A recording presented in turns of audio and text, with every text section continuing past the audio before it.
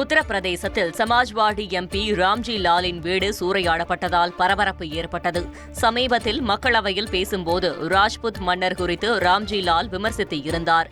இந்நிலையில் இதற்கு எதிர்ப்பு தெரிவித்து போராட்டத்தில் ஈடுபட்ட ராஜ்புத் சமூகத்தினர் எம்பியின் வீடு மற்றும் அலுவலகம் மீது கற்களை வீசி சூறையாடினர். இதனால் அங்கு பதற்றமான சூழல் நிலவுகிறது.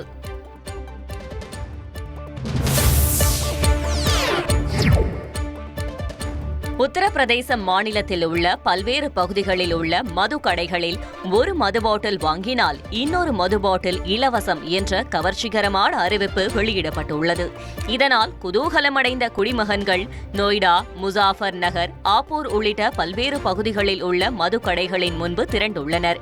எதிர்வரும் புதிய நிதியாண்டில் லைசன்ஸ் இல்லாமல் மதுபானங்களை விற்க முடியாது என அரசு அறிவித்துள்ளதால் கிடைக்காத மதுபான விற்பனையாளர்கள் மார்ச் 31 வரை இந்த ஆஃபரை அறிவித்துள்ளனர்.